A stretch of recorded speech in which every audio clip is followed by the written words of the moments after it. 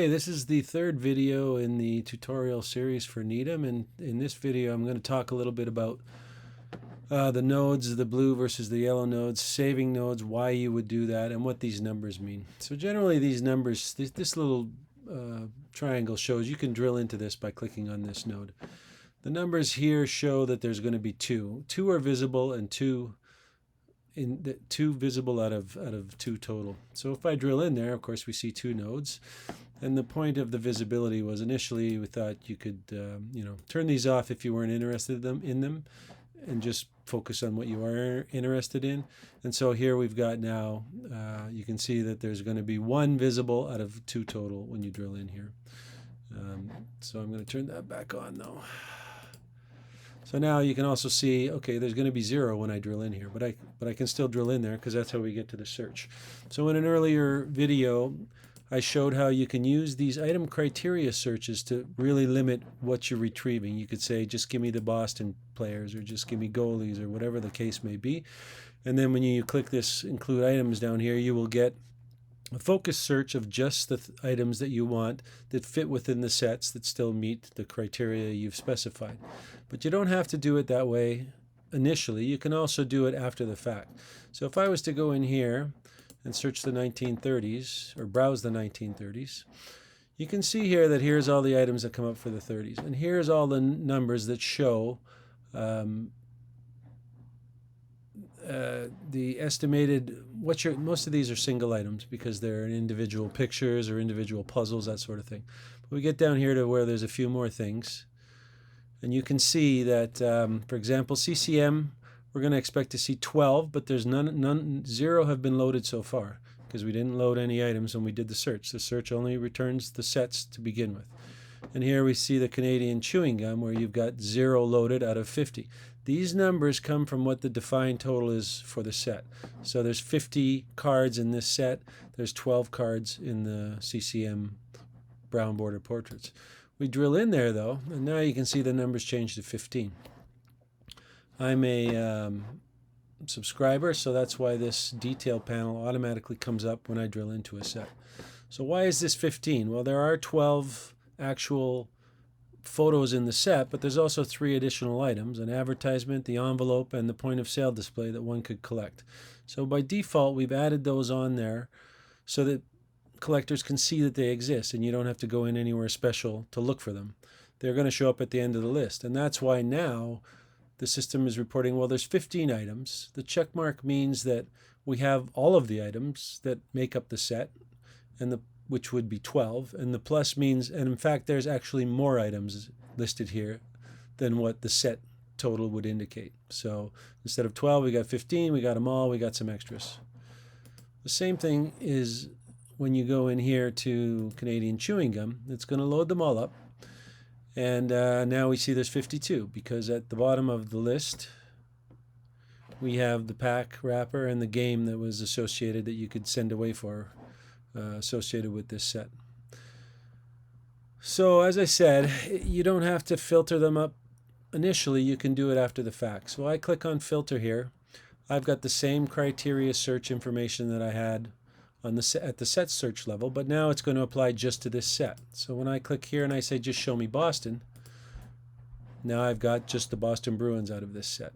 And you can see that the numbers have changed. So now we have only 7 out of 50, and because we have 5 Bruins and the 2 additional items, and the 50 is the defined set total, we don't have them all, so that's the number that's used to say, okay, well, there's 50 things here. I can also go in here if I wanted to and say, you know what, just show me the wrappers. I'd have to turn this off if I was going to do that. Just show me the associated items. But like I say, by default, we've added that we're going to include them on the end of the list. I'm going to reset this here. So now, if I said, you know what, I'm just interested in the goalies. Now we're going to see just the goalies as well as the 2 associated items. If I go back here and don't provide any criteria, and just hit it again, I'm going to get all of the items again. So now they're all loaded again. So you can use this to filter on the fly as much as you want. These are all shaded in yellow because none of them have been saved. So what is the point of the saving them? There's 2 points to saving sets. One is, it's kind of a hassle unless you're just browsing for what you might be interested in looking at. It can be a real hassle to retype in everything and the specifications of, I want to just see these sets for these years and these types of players and that sort of thing. If you do it once and that's what you want to look at most of the time, then you can save them and those will be there all the time from now on. So when I click done, I'm going to be put back out to where I was before, which was at the hockey level, only now I have a saved node. So all the nodes are in blue, or bluish purple, or purplish anyway, that are in there all the time. And if I go in here, you can see, okay, we've got this one saved. This set has been saved, and all 52 are there. All of them are there, and in fact, there's some extras. So if I go in here again, they're all here. So the point of the saving them, the second reason you might want to save them is, what if I was collecting this set and I want to use this system to keep track of which ones I need? That's what this want button is here for. So I can click these here and say, let's say I was collecting this and I have most of them, but I'm still short a few of them. So these are the ones I need. So you can see here now that this is the first number in red. So I've indicated that I need 7 of these cards out of the whole 52. And when I back out of here, it keeps track of the 7 here. This will always be here. If I refresh this application, or if I was to go to my phone, or I was to go to pull up the app on either of my phone types, or if I was to pull up the browser on my phones, when I come in here, logged in as me, next time I go in here, it's all going to be here. So the idea behind allowing this is so if you're an active collector and you're trying to collect lots of things, I mean, everybody uses spreadsheets, or you have to write out all sorts of set names, you have to write out all sorts of player numbers or card numbers to keep track of what it is you're looking for. And now, if you want, you can use the system here, and you don't have to do that because the system will keep track of it for you. So if I go into the PDF here and go create and pull this up, I've got a list now of all of the cards from that set. And because I'm a subscriber, I see all the prices as well, and all the details on which ones are rookies and what teams they come from and that sort of thing.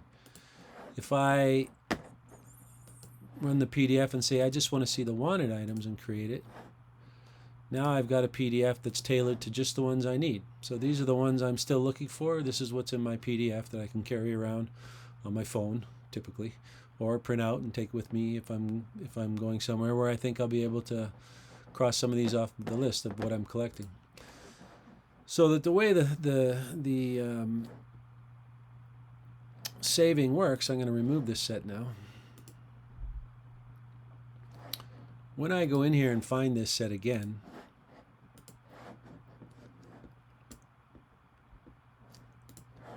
and if I was to go and filter this and say, you know what, I just want the Montreal Canadiens. Right now we fill this drop down with all teams. Probably a future enhancement will be just see the teams that are involved with that set, so you don't have to scroll past the Devils and the North Stars to get to the 1930s teams. So now I've got just the Canadiens as well as those couple of associated items. If I save this and I complete this, now next time I come in, I will have just those ones saved.